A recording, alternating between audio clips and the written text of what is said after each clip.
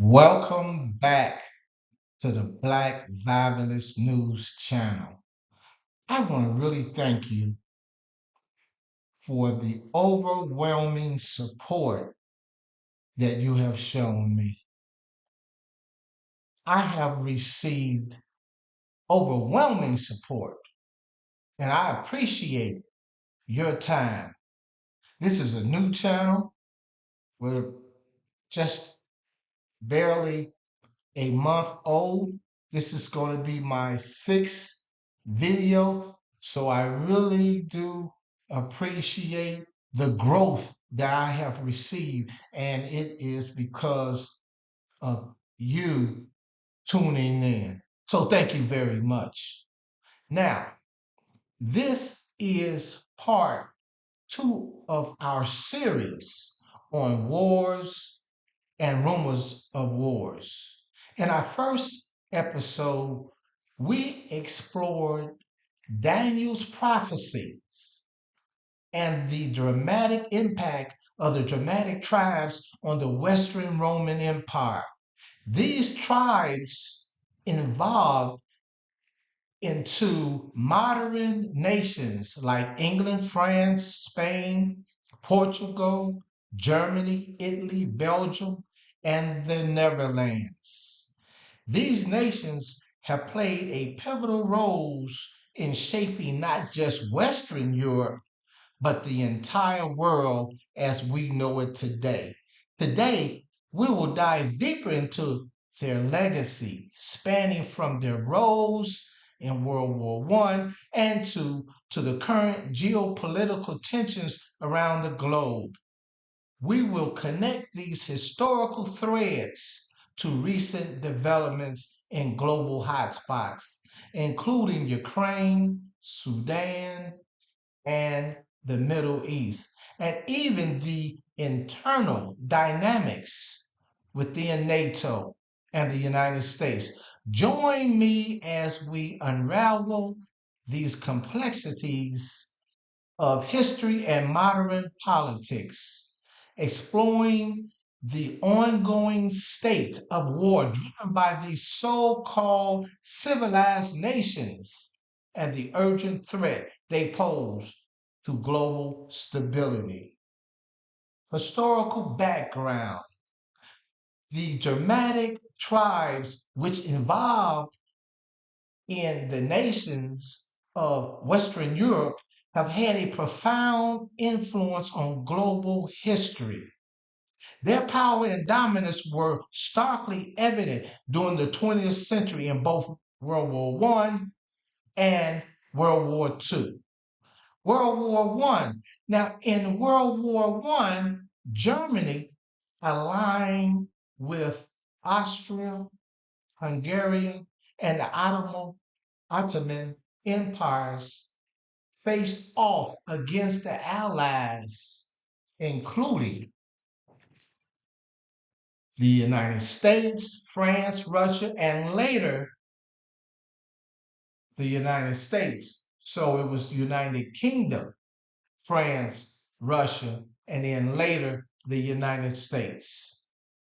So the conflict led to massive geopolitical changes and the fall of empires. Germany and the Ottoman Empire were significantly weakened, with Germany losing its colonies and the Ottoman territories being divided among the victors, particularly in the Middle East.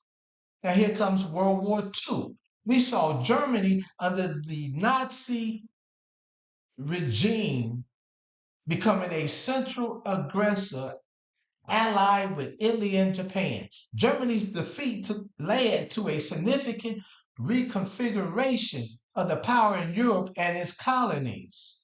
The war's end also marked the beginning of the nuclear age as the United States displayed its atomic might by dropping bombs on Hiroshima and Nagasaki.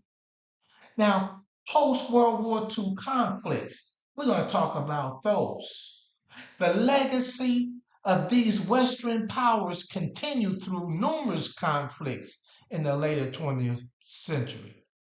After World War II, Western nations, particularly the United States, engaged in the Korean War. This was followed by the Vietnam War, and this influenced the military might of Western allies palpable. The U.S., backed by NATO allies, fought against the spread of communism, leading to the prolonged conflict and loss of life. Gulf Wars and Afghanistan. You know, in the 1990s, the Gulf War saw the United States lead a coalition, including many NATO allies, against Iraq's invasion of Kuwait. This was followed by the 2003 Iraqi War, driven by the United States and its allies on the pretext of disarming weapons of mass destruction. After the 9/11 attacks, the United States, with support from NATO, launched the Afghanistan War, a conflict that lasted 2 decades, highlighting the persistent involvement of Western powers in global conflicts. Recent geopolitical shifts. In recent years, the influence of these Western European nations have been challenged. France, for instance, has faced military and political setbacks, including being asked to withdraw from Nigeria and Burkina Faso. Similarly, the United States is re-evaluating its military bases in these regions. This diminishing influence highlights the declining grip of Western European powers in post-colonial Africa. And here's the active conflicts and proxies. And these are proxy wars. The United States, another major power with origins linked to these Western European settlers, has been involved in approximately 93 conflicts since its founding. These range from direct military engagements to proxy wars.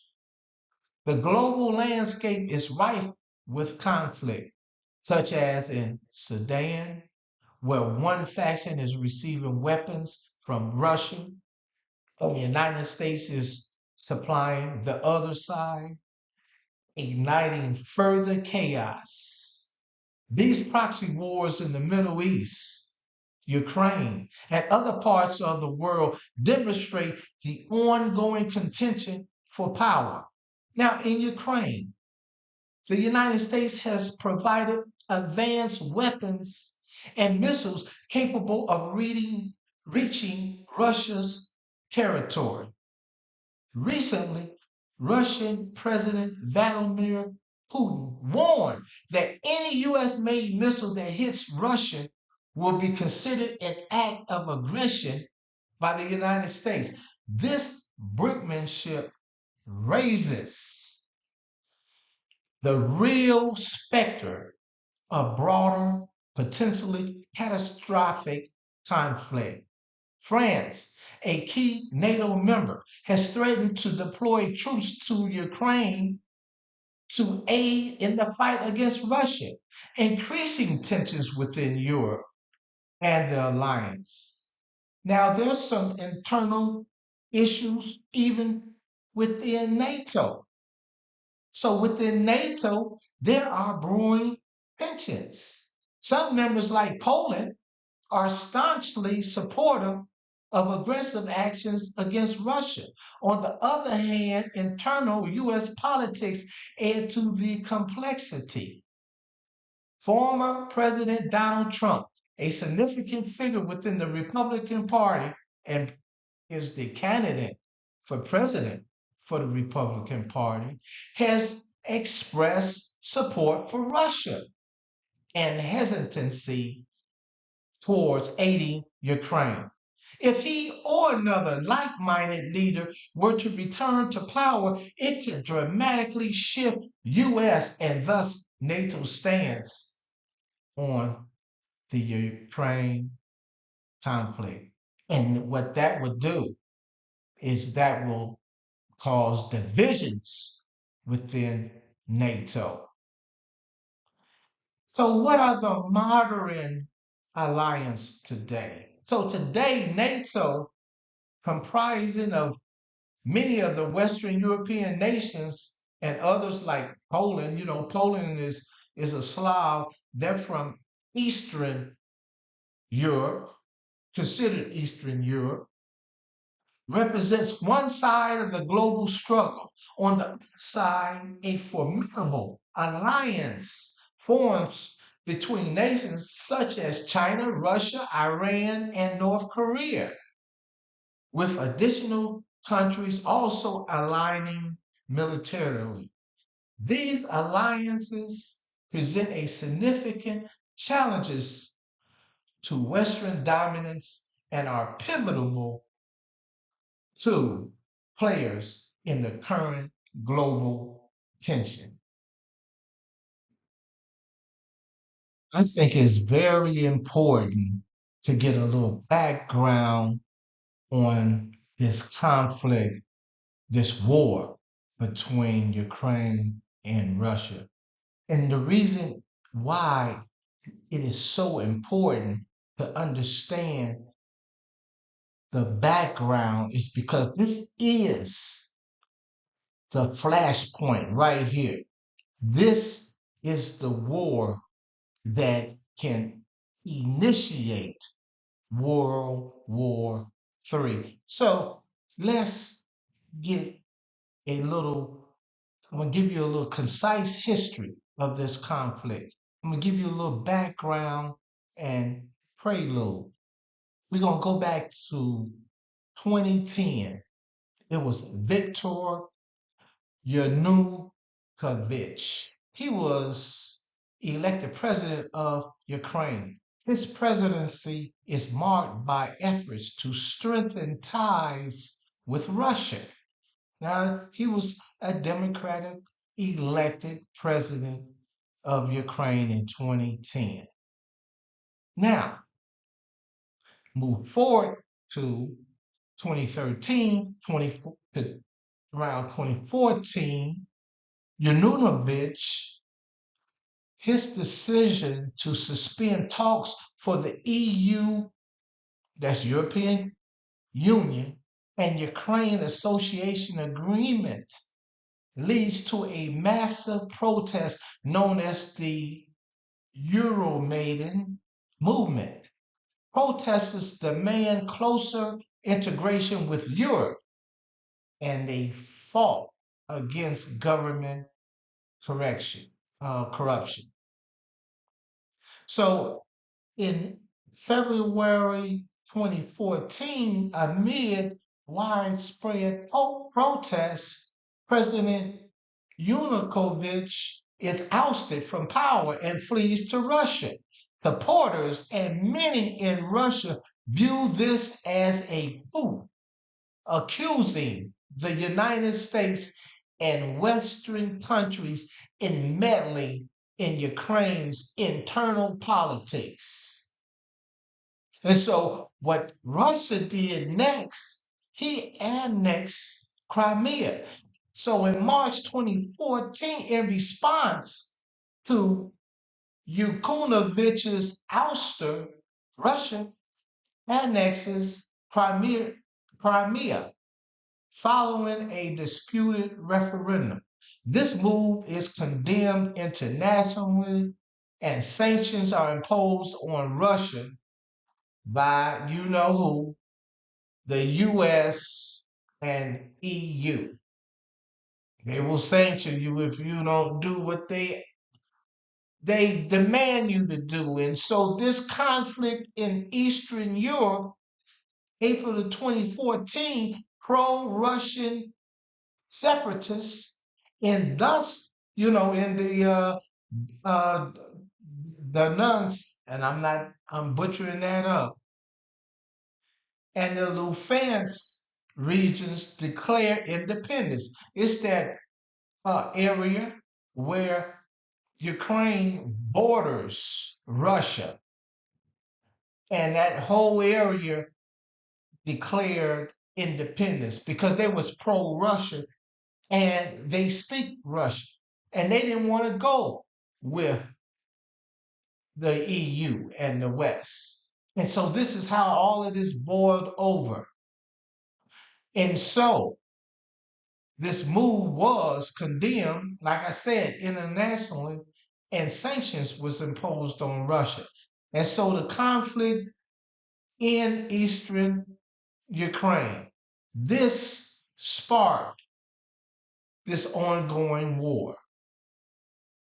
So in 2014 and 2015, a ceasefire agreements, including the Minsk protocols, are signed but frequently broken, resulting in continued fighting and a humanitarian crisis. There we go with that humanitarian crisis. These increased tensions leading to 2022. So in late 2021, early 2022, Russia amasses troops along Ukraine's border, intensifying fears of a full-scale invasion. Diplomatic efforts to defuse the situation largely failed because Russia was saying, look, if this continues, I'm gonna invade, and Russia's, United States and the West and EU said, nah, don't worry about it. You're not gonna invade, and then Russia invaded. So this full-scale invasion, February the 24th, 2022, Russia launches a full-scale invasion of Ukraine. This act prompts widespread international condemnation. Severe sanctions now is on Russia, and substantial military and humanitarian support for Ukraine from many countries. Current situation. The conflict is still ongoing with significant military, political, and humanitarian consequences.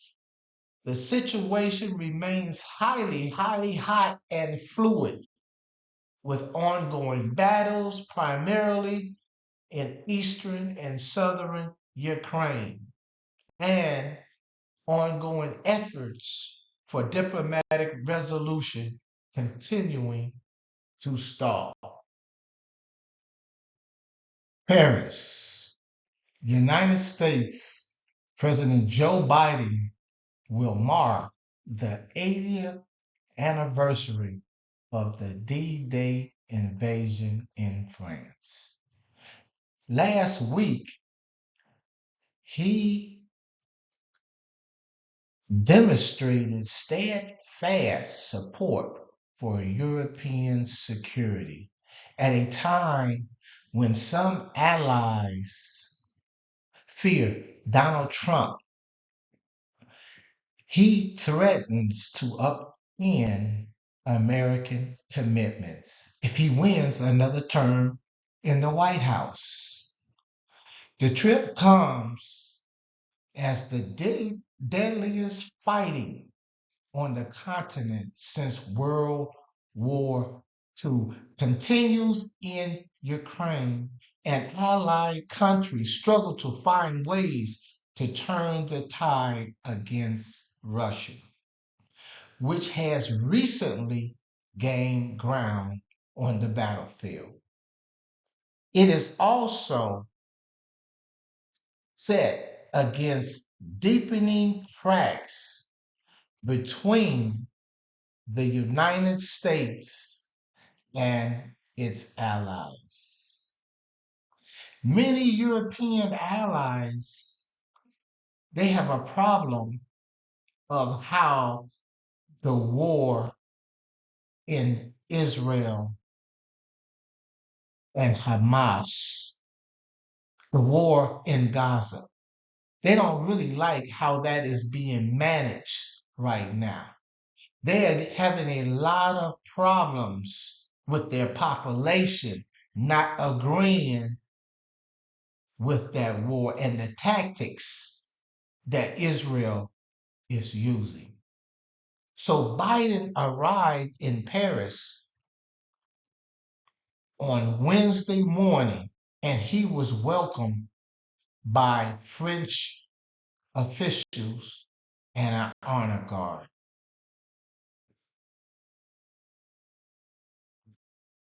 I want to read this article and it kind of shows what direction we're going into. We're going into the direction of a point of no return. Now, this is a AP article, and it was dated June the 5th from Washington. And this article states that Ukraine has used U.S. weapons to strike inside Russia in recent days, according to a U.S. senator and a Western official familiar with the matter.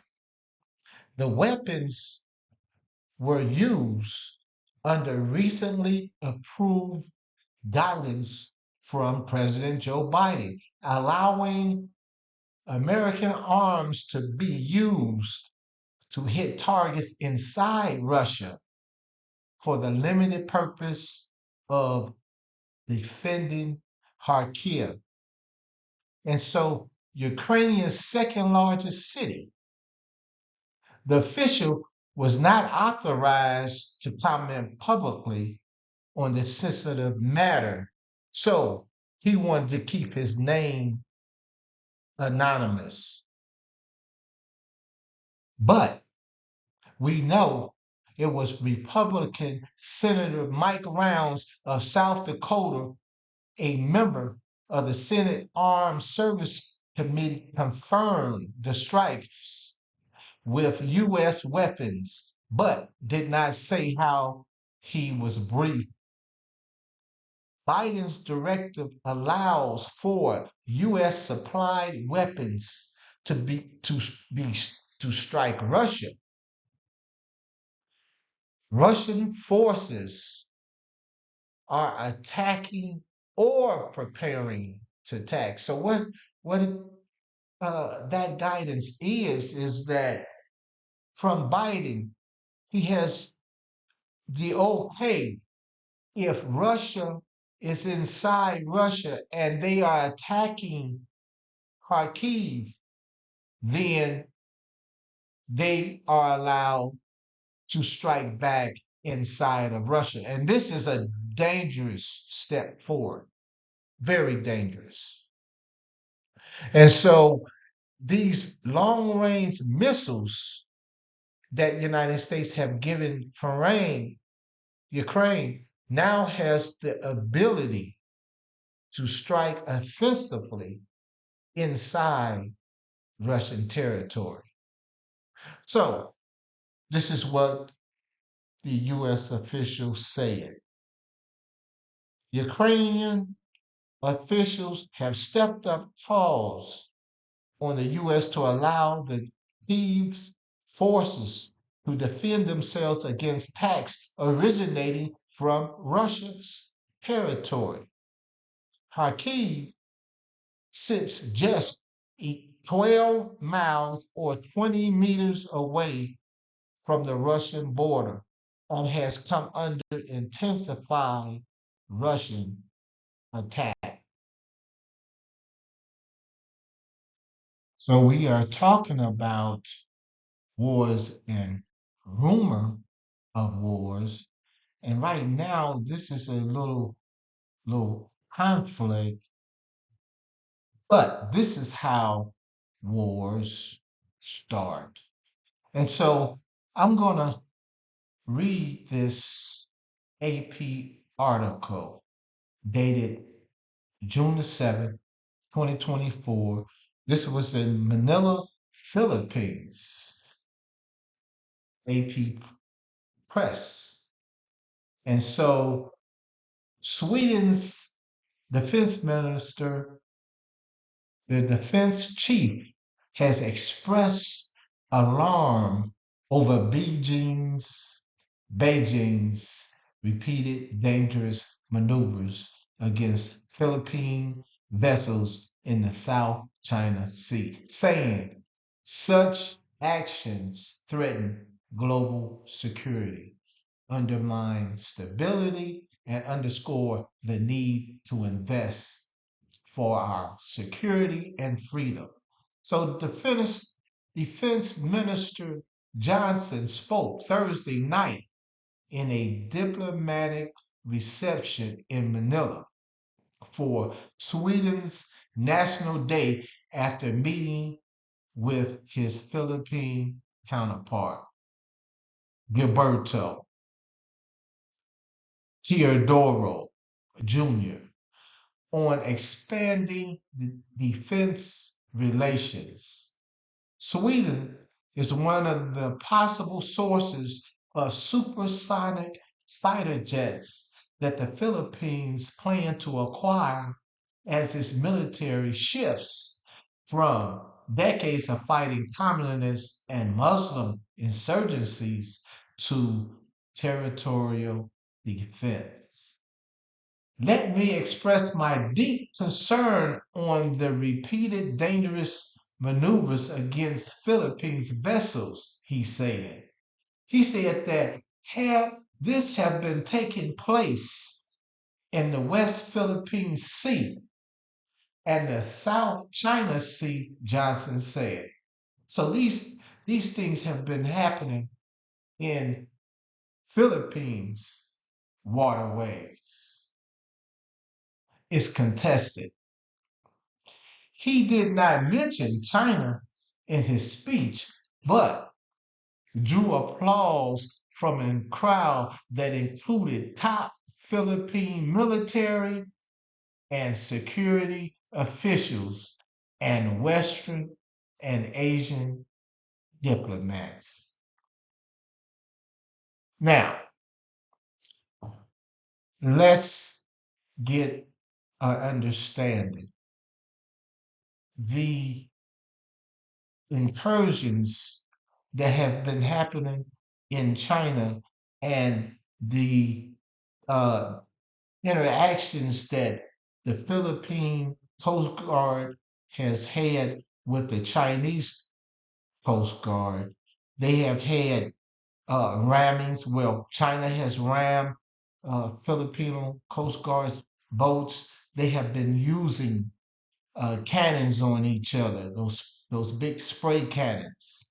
And so, there has been little contact, but now China's Coast Guard and Navy has also have been uh, attacking the fishermen, and that is another issue.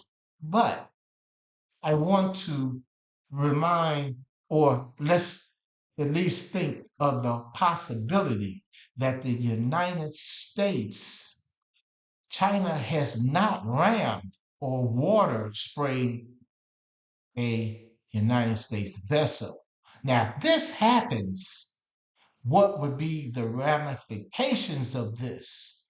And this little spat here with the NATO member already talking in Manila here recently, June the 7th, what would that incident, how would that evolve?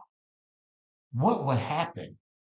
And the possibilities is a full-blown war. So we have a politician. His name is Andre, and he is a lawmaker. He's in the Russian parliament in the Duma. And this is what he said. He said that Moscow should carry out a nuclear strike in the heart of Europe to cripple the continent's energy facilities. Now, this is the sentiment. This is how a lot of Russian citizens feel because of the Ukrainian war. And so this thought that Russian people are not prepared for nuclear war, don't believe it. They are preparing for nuclear war. Also, Russian ships head to the Caribbeans to visit old friends. And so with all of the things going on the border of Russia and Ukraine, Russia decided to send his ships to let America know that we can still move our ships around to visit Cuba. And so 4 Russian ships, including a nuclear submarine, will arrive in Havana this week, Cuban officials said Thursday, citing historically friendly relations between both nations and as tensions escalate over Western military support for Ukraine in its war with Russia. Cuba's foreign ministry said in a news release that the ships will be in Havana between June the 12th and June the 17th, noting that none of them have any nuclear weapons and assuring their presence does not represent a threat to the region. Now, on the U.S. side, the announcement came after, a day after, U.S. officials said that Washington had been tracking. You know, they're going to track those ships, those warships, all the way from Russia, all the way until they get to Cuba. But the important thing to recognize is that Cuba is only 90 miles away from Washington. And so this is an exercise. This is what Russia is saying, that this is an exercise. And he said that they said the exercise, Russia, would be part of a broader Russian response to the U.S. support for Ukraine. The official said that the Russian military presence was notable but not concerning. However, it's taking place as Russian President Vladimir Putin has suggested that Moscow could take asymmetrical steps elsewhere in the world in response to Joe Biden's decision to allow Ukraine to use long-range missiles. So with the Russians moving in the Caribbean for this exercise is directly related to President Joe Biden's decision to allow Ukraine to use United States provided weapons to strike inside Russia to protect Kharkiv, Ukraine's second largest city.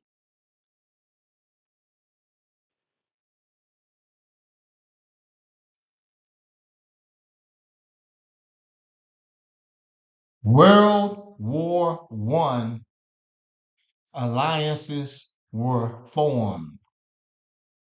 In World War II, alliances were formed.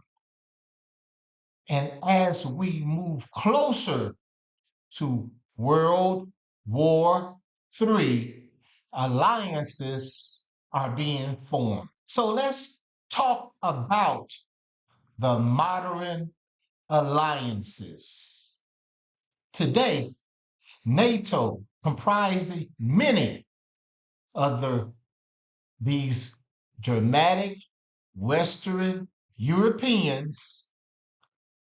So Europeans, I'm gonna say this real quickly, that colonized and enslaved Africans. These same Western European nations and others like Israel, Poland, and some of the other ones represent one side of the global power struggle. Now, on the other side, a formidable alliance forms between the nations, such as China, Russia, North Korea. They have Hezbollah now, the Houthis, and with additional, the Sahel African countries are also aligning militarily with Russia and China. So these alliances present significant challenges to Western dominance and are pivotal players in the current global tensions. Who would have forecasted the Houthis from Yemen would be a military powerhouse? The Houthis from Yemen has rerouted international shipping. So the Houthis, backed by Iran, has seized control of vital waterways like the Bab Madib Strait. It's basically in the Red Sea and the Strait of Aden. But now they have introduced and have developed hypersonic missile, significantly elevating the threat they pose. This development challenges countries like Israel, United States, and the West to respond effectively to this new level of sophistication. Notably, Iran's support has enabled the Houthis to enhance their missile capabilities, leading to successful strikes on targets in Israel. The recent demonstration of a hypersonic missile by the Houthis underscores Iran's role in providing advanced weaponry to its proxies. And the region is heightening tensions and security concerns. The actions of the Houthis, coupled with Iran's expanding missile arsenal and support, create a complex and a volatile situation with implications for regional stability and international security, particularly in the context of escalating conflicts and disruptions in key shipping routes.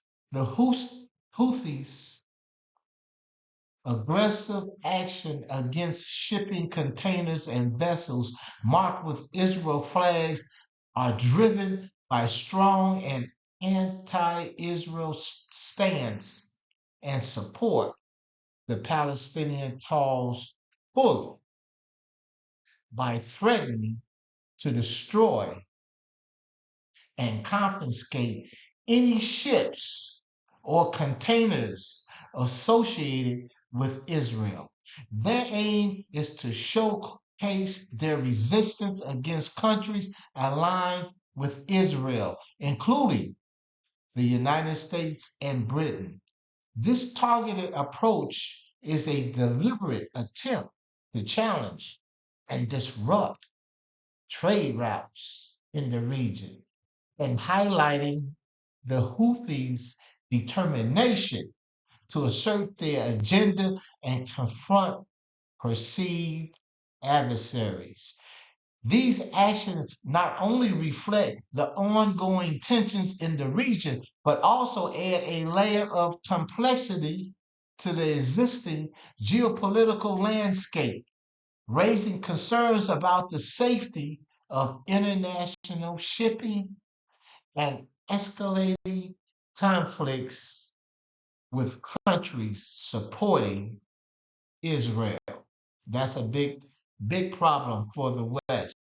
Well, that is a good question.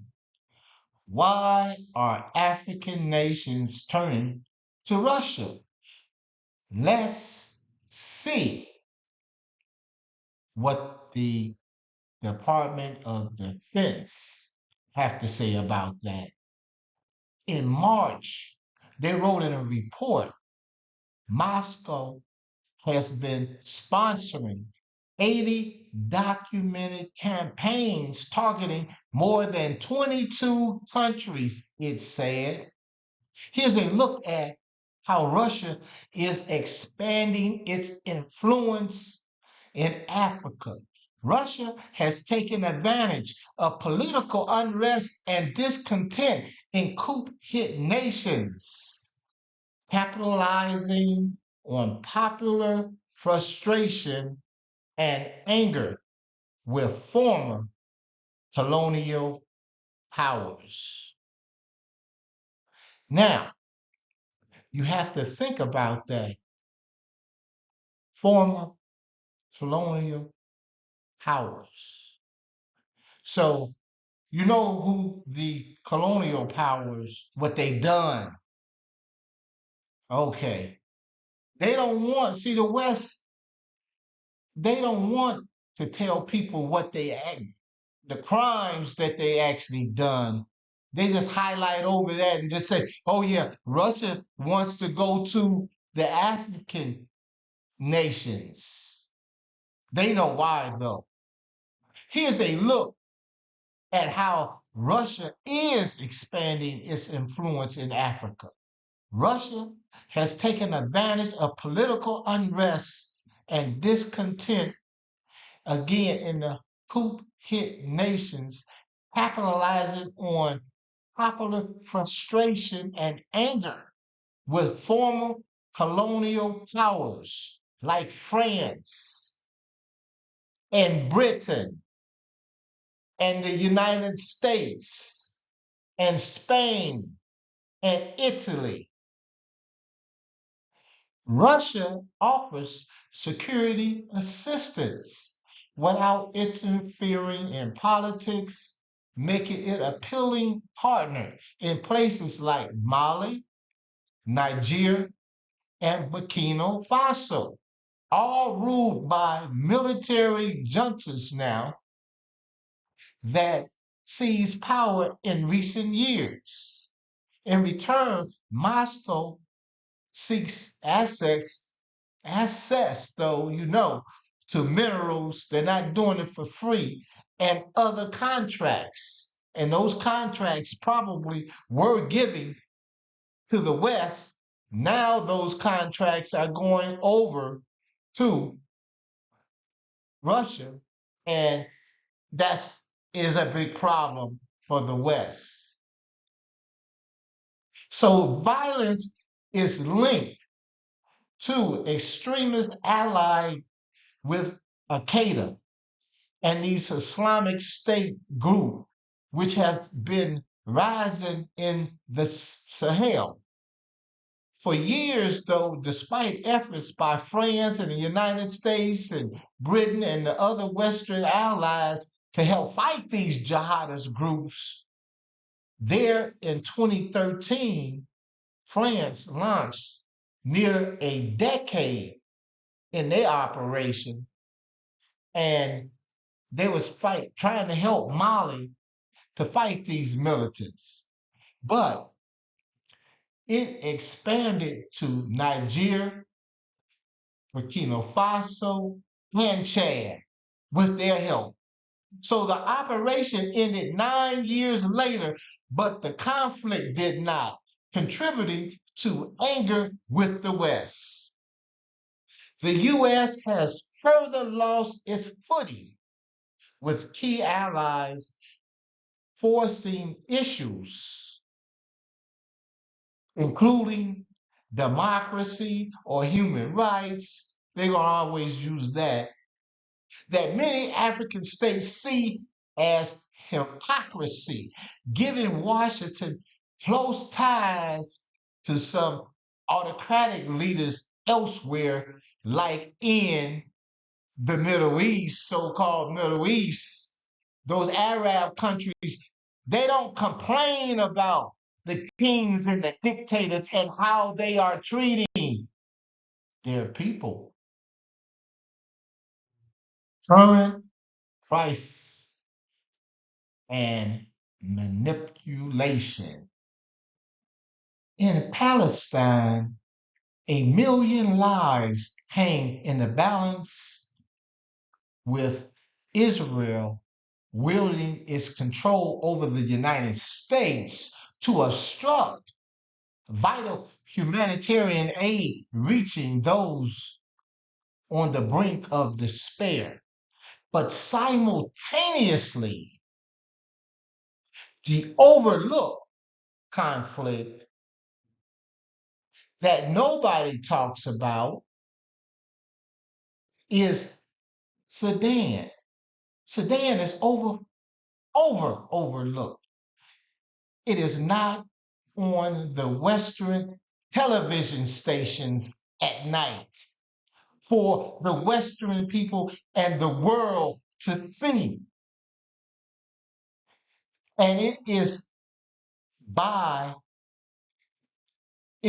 really the United States and the Western Europeans that have caused this chaos in Sudan.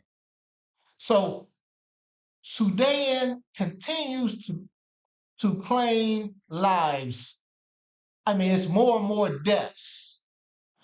And this is with the United States deeply intertwined in the turmoil driven by the rich natural resources that fuel the United States' desire to maintain control over Sudan's, the region's natural resources. The exploitation of Sudan's natural resources underlines the insidious agenda of these powerful nations subjugating and exploiting the natural resources to dominate at any cost. At any cost. They don't care. They have no conscience about how their greed affects people in starvation and conflicts.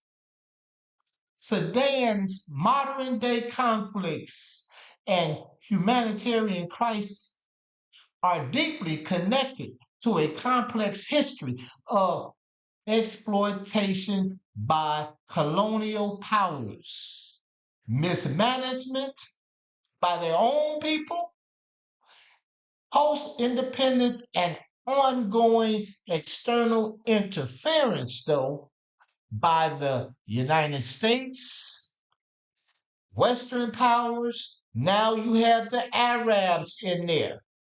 And I tell you what, the Arabs play a major role in the downfall of Black people, definitely in Africa.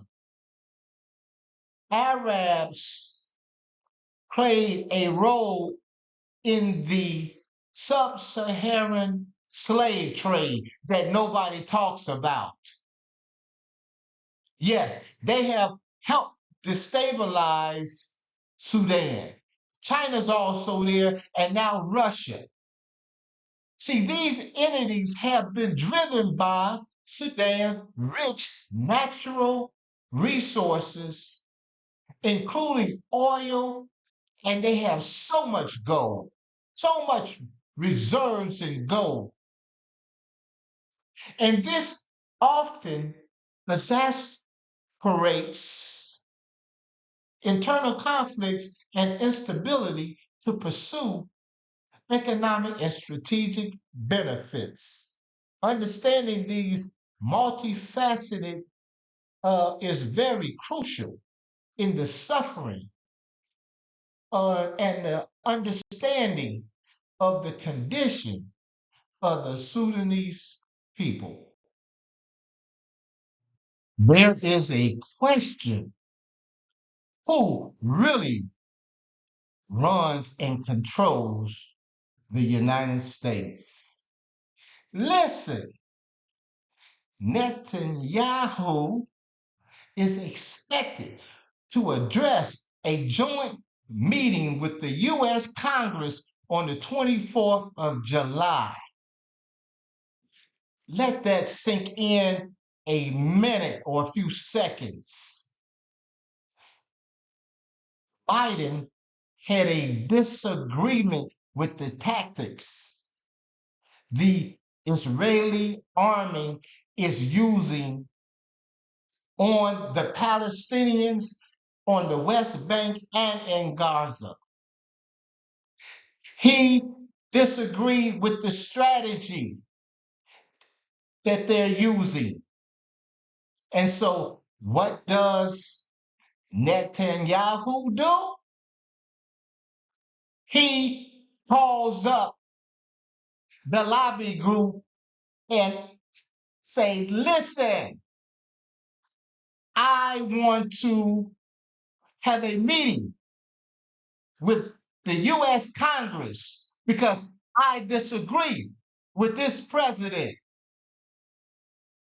I want to be in front of the American people and give my side of why I want to continue to commit genocide in the West Bank. Okay, this is not the first time a Israeli prime minister had friction. U.S. and Israeli leaders. This is not President George Bush. That is H.W. Bush and Prime Minister Shamir relationship was strained. And the Republican administration threatened to withhold $10 billion loan guarantees to thwart new settlement activity in the West Bank. Now, they say, look, you got to stop building settlements, and the Israeli government, we'll sidestep that. Now, during the Obama administration, Obama and Netanyahu's relationship was marked by mutual distrust over the Democrats' effort to reunite the Middle East peace process and forge the Iran nuclear deal. There are always workarounds if the heads of the government really don't get along. We may get to that, said Elliot Abrams. He was a senior national security official in George W. Bush administration. But of course, this may be sort of the problem that solves itself in one that or both of them may be gone from office in a matter of months. Barack Obama. So they have disputes and they can just outlast them. Netanyahu has been in office a very long time. Now these settlements dispute. President Obama frequently criticized Israel's settlement, where they kept building settlements. And the activity was in the occupied territories of the Palestinians. And so he tried to, impede a peace efforts. And in a notable move, the Obama administration abstained from a 2016 UN Security Council resolution condemning the settlements diverging from traditional U.S. protective stances towards Israel, you know what, in the UN. So the Iran nuclear deal, it was a plan and everybody agreed to it. Commonly known as the Iran nuclear deal was another contentious issue. While Obama viewed the agreement as essential for regional stability and preventing nuclear proliferation, Benjamin Netanyahu staunchly opposed it, and because they argue it endangered Israel's security. And so, here it is, another just obstacle that Netanyahu has always put up against even American presidents and policy. So, in conclusion, with this Israel and United States relationship, this exemplifies a complex interplay of presidential policies, legislative support that they have, and their influential lobbying.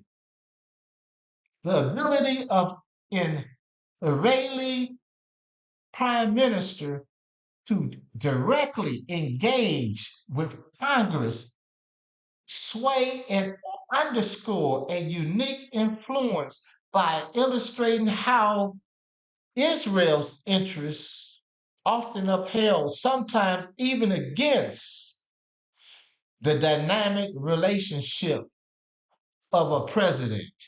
So their prefaces, if they want something, a sitting president doesn't mean anything. They just go around them. So this dynamic relationship continues, though, to shape U.S. foreign policy in a negative, very negative way. Thank you for hanging in this far into the video. I am going to wrap this up. So thank you again for staying with me. Constant state of war. Now, these Western nations still remain embroiled in constant conflicts and worldwide holding significant nuclear arsenals. And so what that means is that they embroil in all these conflicts, but yet they're holding these nuclear weapons. And basically they are effectively keeping the world hostage to their demands and maintain a constant state of geopolitical tension, driven by a desire to dominate resources and maintain economic superiority. Western powers in the United States often resort to underhanded tactics. They exploit countries through predatory economic loans and particularly they target African and developing nations. Now, this manipulation fosters ongoing conflicts and instability, pushing the world closer to the brink of destruction. Now, in conclusion, reflection on this intricate web of history and modern geopolitics, it's clear that the actions of these ancient Germanic tribes have long lasting consequences. From these Germanic tribes that really shaped Europe to these modern implications of global conflicts. These historical threads weave a complex tapestry that resonates through the current events. In this episode of Wars and Rumor of Wars, we explored the complex web of modern alliances, escalating global tensions. A powerful coalition is emerging between China, Russia, Iran, and North Korea, challenging Western domination on multiple fronts. Recent developments in the Middle East add to the volatile. Volatile. It adds to a volatility in the Middle East and especially in Africa around Sudan. Now, the Houthis' successful test of a hypersonic missile marks a significant shift in regional power, posing new threats to Israeli security. Africa is also undergoing a geopolitical shift, with countries increasingly turning to Russia for security support and distancing themselves from Western influence. Closer to home, significant issues persist. The Sudanese conflict and the Palestinian humanitarian crisis remain dire, with both crises largely rooted in external interventions and mismanagement. These man made tragedies underscore the complexities of global politics. Now, on the horizon, Prime Minister Netanyahu is set to address Congress, likely focusing on and pressuring the Congress on the issues seeking to continue with the Israeli strategic plan. Now, the legacy of conquest and decolonization and conflict that the Western powers have inflicted on the world significantly influences contemporary politics, economics, and international relationships. The balance of global power is shifting, and the threat of nuclear conflict underscores the importance of understanding and the intertwined histories and learning from those mistakes. If we don't learn from those mistakes, we will repeat them over and over again. I really appreciate you tuning in and hanging in here with me. I really thank you and appreciate. Please like, subscribe, and comment. Until the next time, take care